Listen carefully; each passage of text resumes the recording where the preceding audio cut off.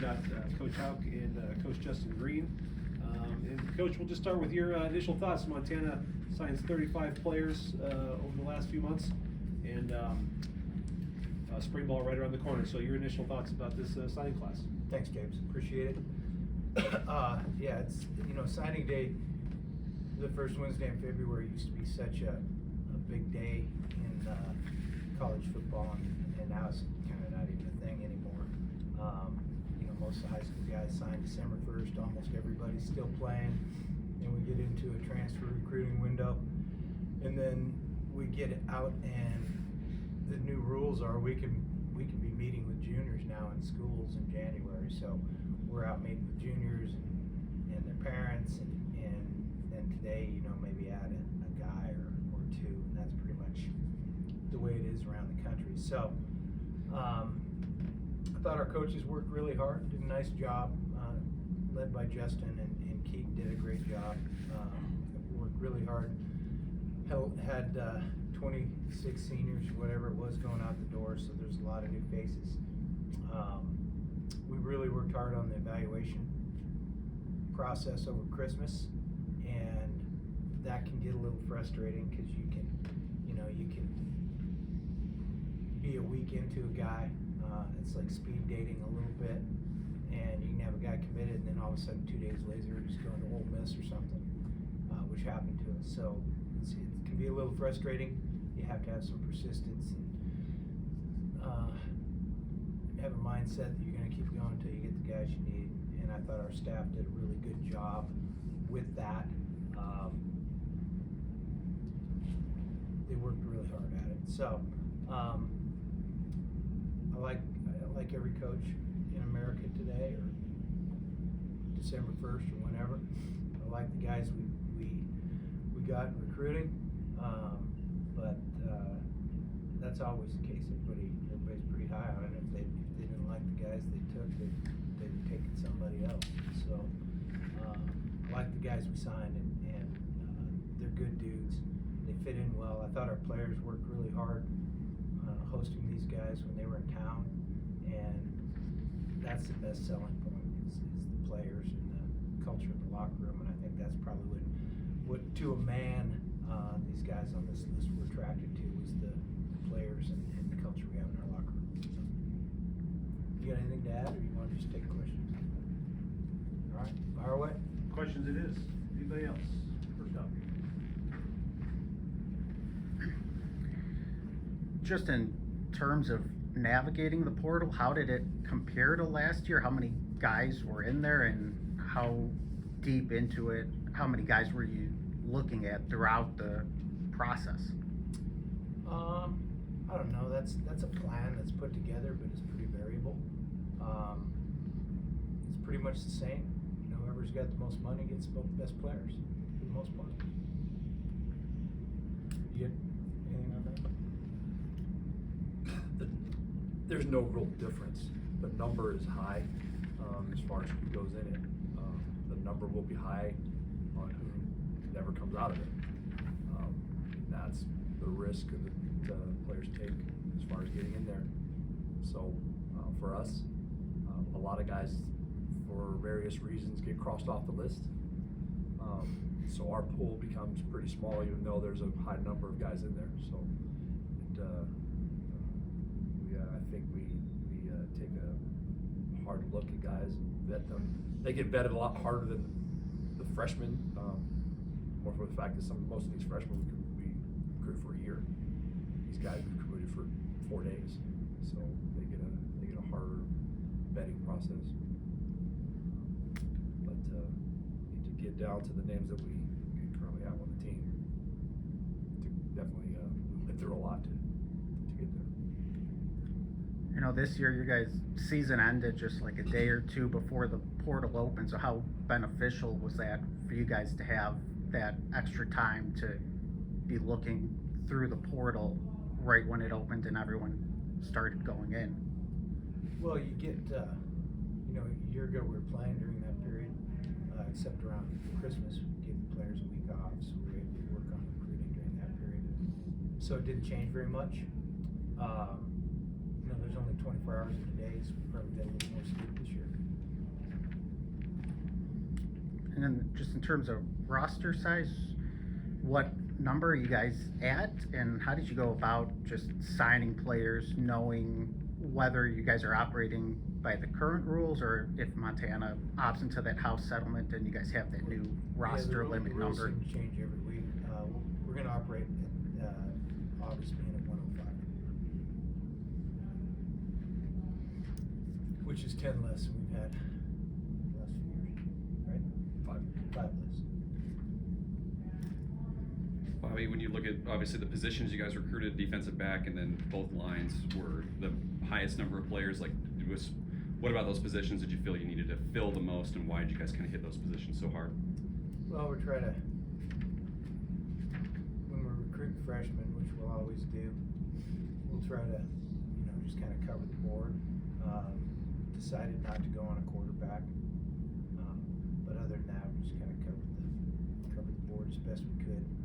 In terms of the transfer piece, we had a lot of seniors go out the door, and you can't replace seniors with freshmen. So, and it's really hard in this day and age. In fact, it's impossible in this day and age to work a year or two ahead. It's just impossible the way things are. So you can't really plan much beyond August to August. And so that's how that all shaped up. When you get a guy like Michael Wortham Jr. and someone you're familiar with and competed against, and obviously he can do a lot, just how exciting is that to bring him in the door, and just what do you kind of envision from him seeing what he did at Eastern? Yeah, Mike was a handful, and these guys make their decisions on what they're going to do with their future, and when he decided he was going to transfer, then we were one of the ones with their hat in the ring. I'm glad he chose to come here. Justin, it's kind of interesting, obviously Hunter Peck, a lot of guys usually drop down to the NAIA here in Montana, or a lot of local kids go to the Frontier Conference, but bringing a guy up, it's been a while since that's happened here. Just, getting a guy like him in here, and is that maybe a trend you could foresee if you guys, there's so much movement, looking at NAIA players and some of those standouts, maybe jumping up to the FCS? But again, as far as the transfer portal, it doesn't matter what division you are, we're looking for a specific type of person. So, in AIA Division II, good football players is what we're looking for, and guys that fit what we do. So, some guys don't. If there's a high number of guys that are in the portal, I would say is that level for sure. So, again, we have to find guys that fit our, no matter what level they're in. Just what about him stood out? Does it just feel like a good fit, pretty much? Have you seen him? Yeah, pretty much. Watch his film. Again, we're looking for good football players. He's definitely that. Then last one for me, just Finn Ridgway, obviously a local guy, transferring back after some D2 ball. Just how did you guys have a relationship with him prior? And obviously he played running back at, over in Minnesota, but just did you know him coming out of high school at Whitefish and then bringing him in the door? Yes, I'd say for him, really, it's opportunity. When you come out of high school, initially as a quarterback, and for him, the transition happened kind of early for him. So I think the opportunity presented itself for him to be able to come back, and I think he's always wanted to be a Grizz, and we have that opportunity. In terms of, he was in our camps and all that, he was a good player. We just didn't really have room. We've got, Frank brought it up a minute ago. We've got numbers that we're accountable to, and it was great. He got to go play, and I think you get better at football by playing it. He got to go play some, so I'm excited to see him this spring.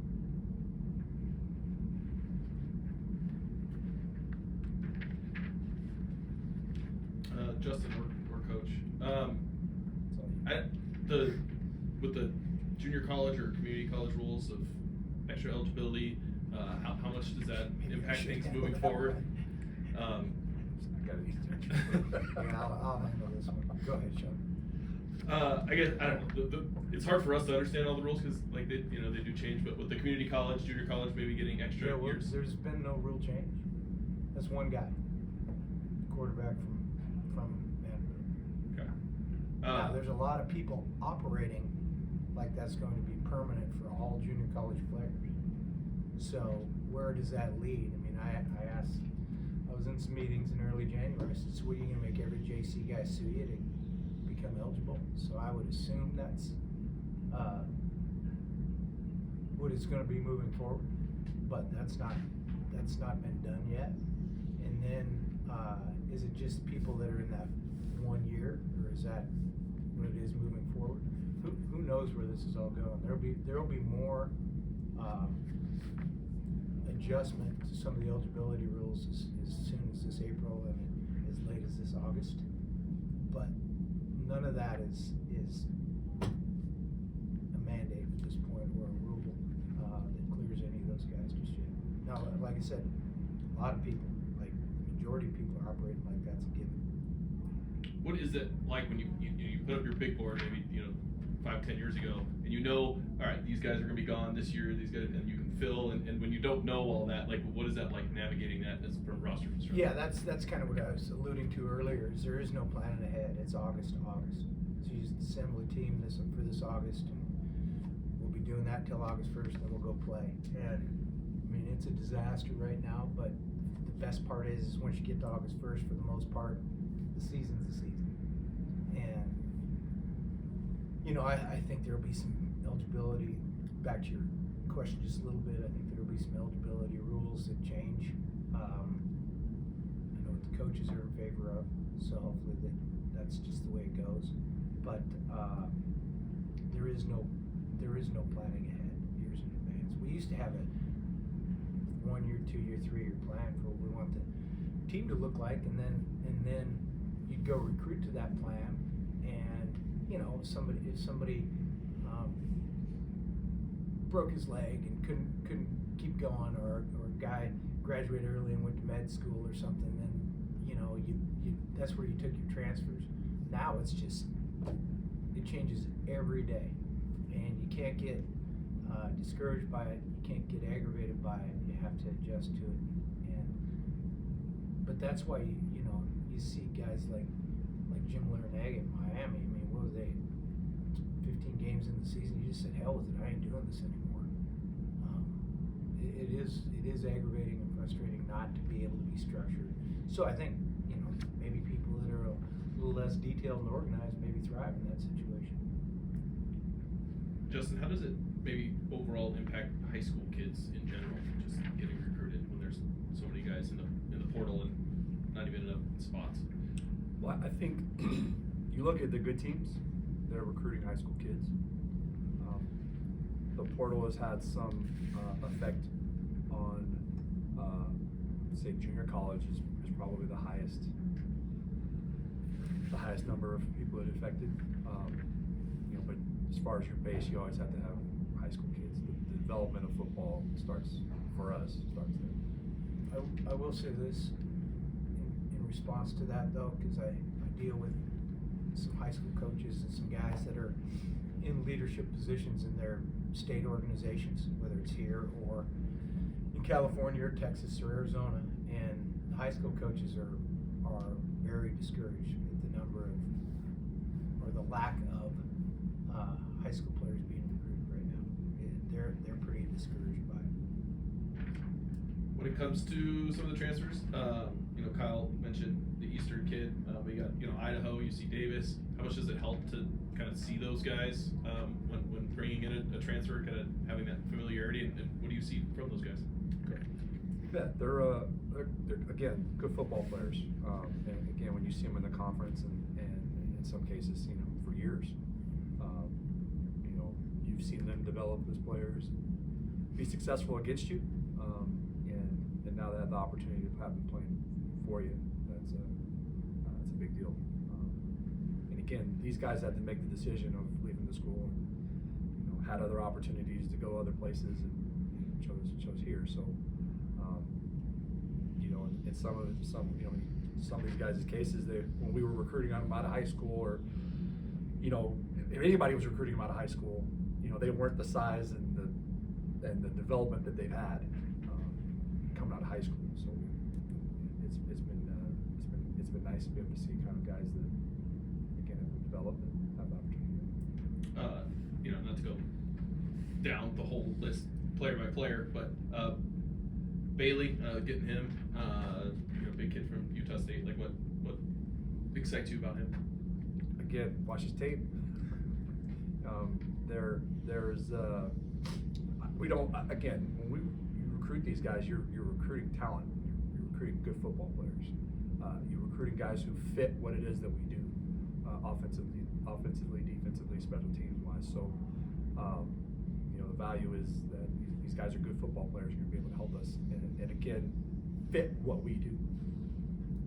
And then Jake Jensen, just thoughts on what his skill set and what he brings to the table at quarterback. We're gonna find out. Overall, the high school class, just how would you? Are there any, I don't know, characteristics overall that talk about the class broadly, or what excites you guys about who you're able to bring in as incoming freshmen?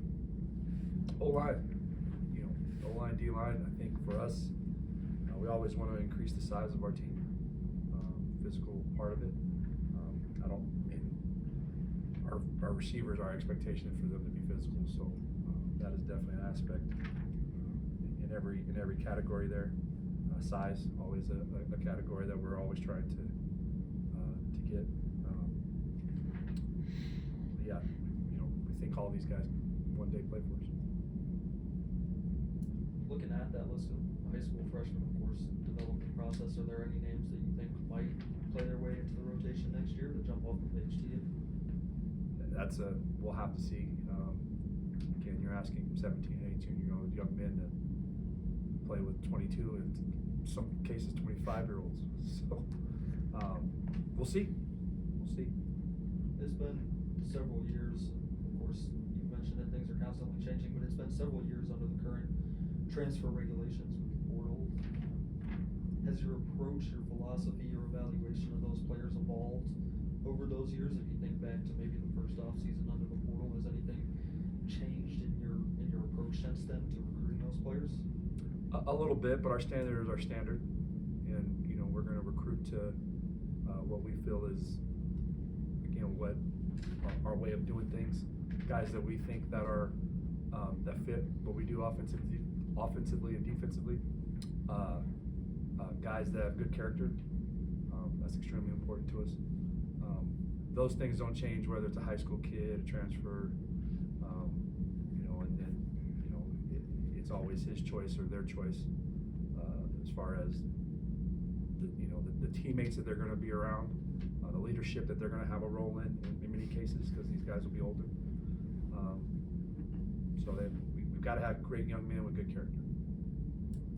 And then I think the list here, 5 Power 5 drop downs. What do you think it is about Montana that offers those guys an opportunity that they like when they're being recruited out of the portal? And what can you say about maybe some of those guys, the 2 USC transfers, the safety from BYU, wide receiver from Arizona State, any of those kids? What's the 5th Power 5? Tennessee. Tennessee, tight end. 2 No, USC. you said Power 5. What's the 5th league? I'm counting BYU, Arizona State. No, the leagues. What are the Power 5 leagues? Oh,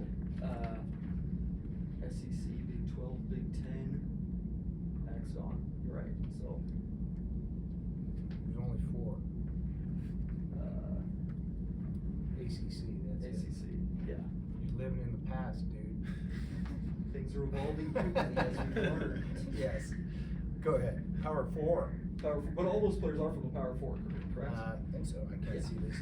This tape's made this so small. I don't 5 want to look like Chuck Schumer, like reading everything with my reading glasses. 5 players, 4 conferences. I would say our players. Those are the best things we have at this university, is the guys on our team.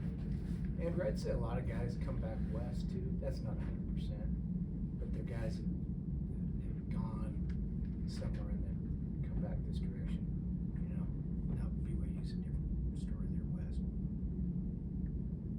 Just how you navigate, like, I know you get emails, Twitter notifications, and all this stuff. Like, how do you navigate just like the huge net and all of the film you get, and just the challenge in that? I've got a shark, Keaton, somewhere around Keaton there. works hard, that's how it happens. Yeah, so, you know, he does the bulk of a lot of that stuff, and, you know, the fortunate thing for the Power 4 schools, they've got 10 of them. Well, Sac State just hired 4 guys in recruiting, we got Keaton. So, Keaton works his tail off and, helps a lot with that, so staying organized is important in that aspect. You know, how do we get a kid from Connecticut? Because we're thoroughly organized, to be able to find what we need. I know a lot of these guys you know seen in person or had at camps at some point. Are there any that were just kind of randomly turned on to you guys and then you dove into it and were like, oh wow, this, you know, kind of like a more of a surprising kid that you didn't know much about? Sick. I mean, if you look at the high school guys and a number of the transfer guys were all in our camps.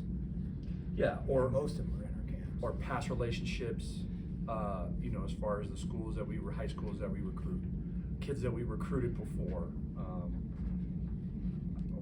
you know, most of these guys are going to have some tie to that. Like Cooper Buffington, we probably wouldn't have recruited him if he hadn't been in our camp. He's good in our camp. So we like having hands-on time with guys if we can get it. It's not obviously the only thing, but how many of those guys didn't come to camp? Yeah, as far as our high school guys, yeah, One I or mean, two. yeah, maybe, including the, you know, transfers in that aspect. So, Bobby, as you mentioned, obviously with like the numbers and kind of working with the roster limitations, like so as these months kind of go forward, Tabor sent out the winter and spring schedule. Like, do you envision a little bit more recruiting going forward, or do you like? I guess how has that gone in the past, or how do you expect, you know, maybe grabbing a few more guys? Well, that would be. I mean, I know what's gone on in the past. That would require some. We have predicted the future a little bit, but yeah, I'd anticipate there's more. And then, you know, that everybody on the roster is fighting for a roster spot right now. So we'll have great competition in the spring. Guys fighting it out for places on the depth and spots on the roster. Last one. I guess are all of the transfers here for this semester to go through spring ball, or any of them coming later over the summer? And then do you guys have any high school early enrollees who are already here for this semester? Go ahead. no high school early enrollees, and only 2 from this transfer list are not. Who are they? Heck.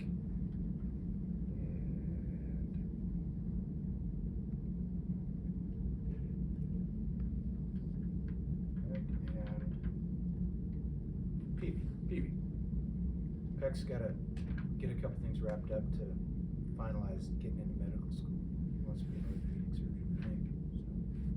So he's got some academic stuff, or else he'd be here. Thanks, everyone. Yep, thanks guys, good to see everybody.